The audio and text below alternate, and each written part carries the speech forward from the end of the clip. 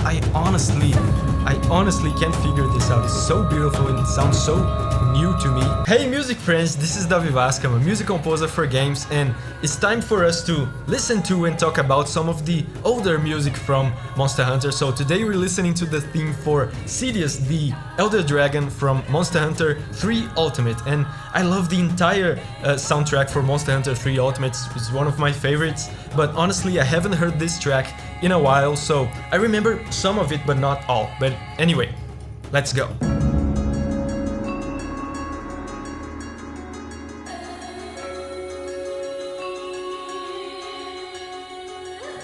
I love these vocals.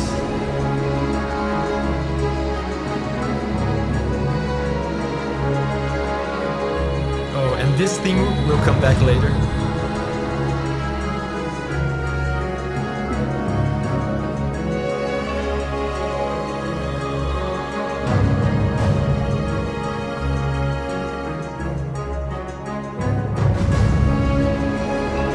It's so powerful and peaceful at the same time.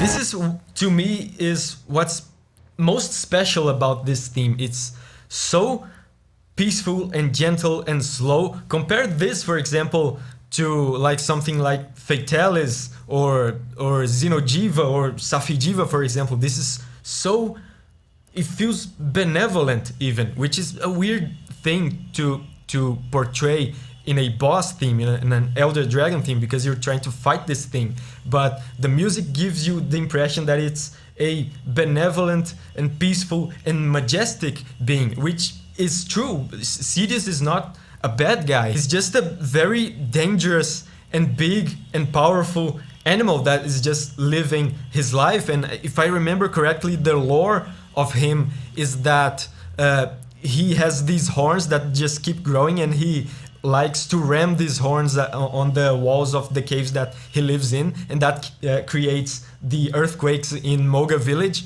So it's kind of unfortunate that you have to repel him or kill him, and this track definitely portrays that benevolent and peaceful and just wild side of him, while at the same time making it very powerful, very impactful. Look at these percussions that they use here. Here, did you hear it? Boom, boom, boom, boom. This is powerful, no? It's very bassy.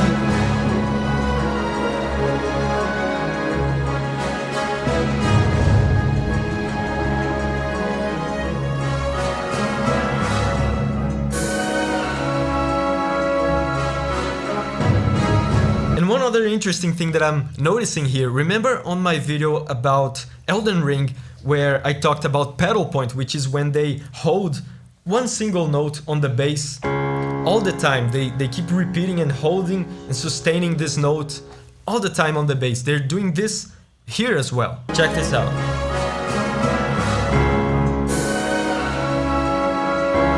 It's just this note all the way through. And that, to me, that constant bass gives me an idea of something immovable, you know. It's a very fitting sound for a creature that is, you know, almost divine, almost godly, almost atemporal.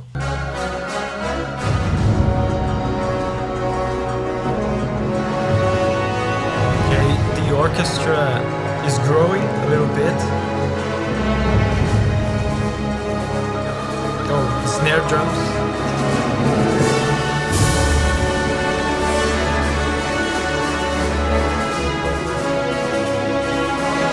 It's getting a bit more tense.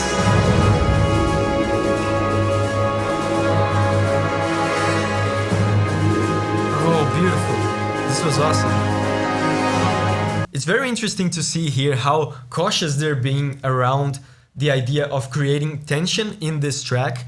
Probably because of what I told you before, of the image that they want to portray of Ceadeus, of being a more benevolent and peaceful monster, as opposed to an evil monster. They ease very, very slowly into tension so as to not create an overwhelming, tense and disturbing feeling that would not be appropriate for Ceadeus. So look at what they do here.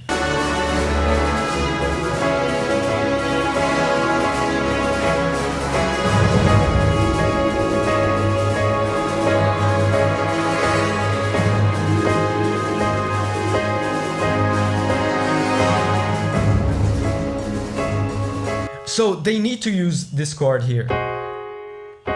It's a very tense chord, and they kind of need to use it to reach the climax of this build-up that they made here, and then resolve to the peaceful part again, so they can go back to the peaceful part of the song again.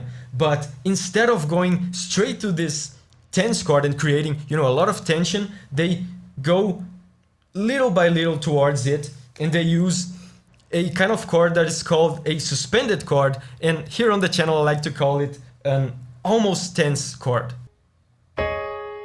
It's this one. And listen to how smoothly it transitions into the tense chord.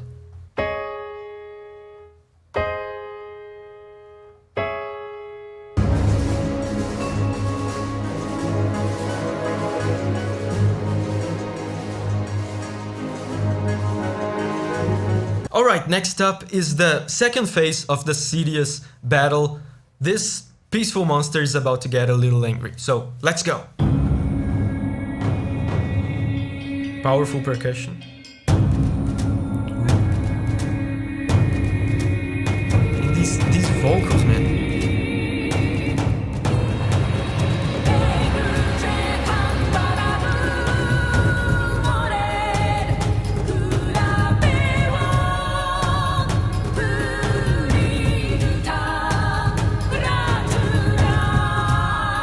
This sounds so weird.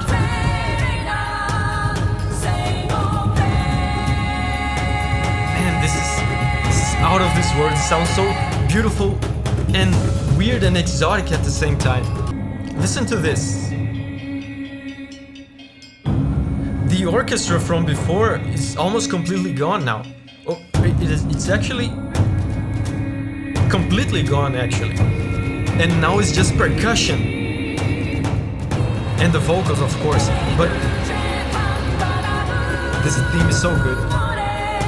The fact that we have almost only percussion in this part here fills the track with so much impact and a kind of primitive rage as well, and it speaks to the mental state of Ceadeus himself in this part. He noticed you, and he's no longer just going about his day in his beauty and his majesty. He noticed you and he's mad at you, and this strong percussion dominating the track definitely gives this feel of a primitive and rough rage. Not only they're not using the orchestra anymore, but they're also using some very weird music stuff, music theory wise, so it feels so alien and weird, and it's unsettling. Like, for example, listen to this part here.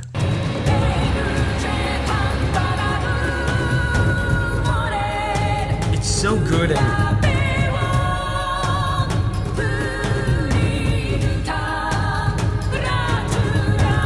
so beautiful, but at the same time it's kind of unsettling, isn't it? I was trying to figure out why this music makes me feel that way, especially considering that this part here is almost entirely based on a happy chord. It's this chord here.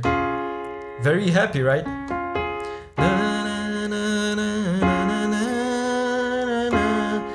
And I was asking myself, why doesn't this sound happy? Turns out that this happy chord is actually something else that they're using here. They're using a Greek mode here, and Greek mode just means it's a Greek scale.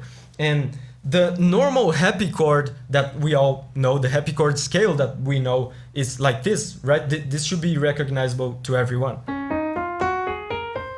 Right? Everybody knows this. What they're using here is a Greek scale called Mixolydians. It's a weird name for a weird scale. It's a Greek scale again, and it sounds very similar to the happy chord scale, but with one little difference. Check this out. This note here is different, and it makes all the difference, because this little note here means that the chord that I thought was a happy chord, when we take this different note from Mixolydian into consideration, it becomes a tense, a very tense and disturbing chord. It becomes this. So you can tell that they're playing with us with you know, the stuff that is recognizable to us and inserting stuff that is weird and outworldish.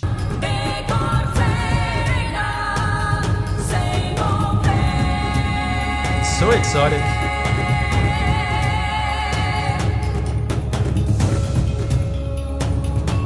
Oh, and you can hear on the background. Can you hear these metallic percussions? Like ding ding ding ding ding. This is the kind of stuff that they like to use a lot in 3 Ultimate and Try. They went for a kind of Polynesian, Oceanian kind of instrumentation with, especially with a lot of the percussion. So this is the kind of Oceanian archipelago like percussion that they like to use in this game.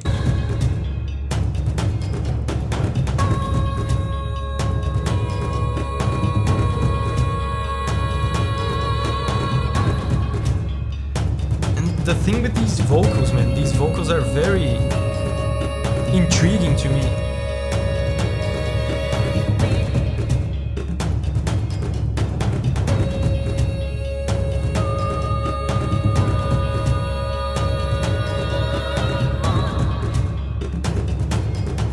Because, like I talked about with the percussion, I know where these percussions come from.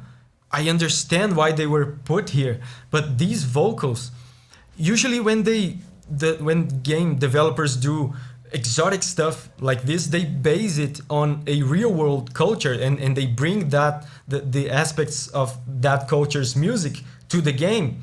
And I understand that when it comes to the Oceanian percussion, for example, but when it comes to these vocals, I have no idea where these might have come from or what they are based on. They just sound so beautiful and new to me. If any of you guys know what culture this might be based on, please tell me, because I honestly can't figure this out. It's so beautiful and it sounds so new to me.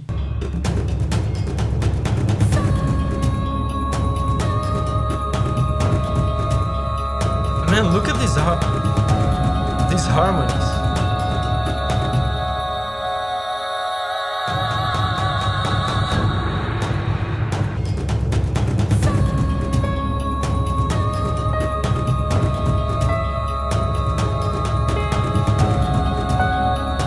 They're singing this chord here. Sounds weird, right? This is something that we call an ADD chord, and they're using a lot of ADD chords here in this song. And an ADD chord, there's more to it than this, but explaining it simply basically means that you take a normal chord like this seemingly happy chord that we talked about before here, right? And you take this simple chord and you add more notes to it, notes that technically don't belong to this chord. And with that, you create more depth to the chords, and the most nuanced and deep emotions can be created with ADD chords. When you take a simple chord and you add a little note here and a little note there that technically don't belong, and that helps create a lot of deep and nuanced emotions in the chords.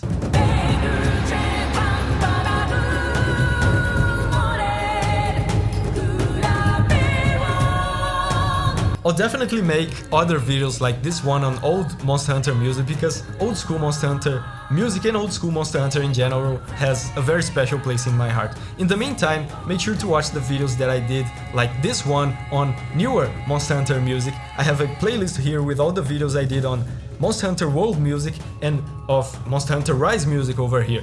And remember, whenever you're ready to spread your wings and go on a music journey again, I'll see you there.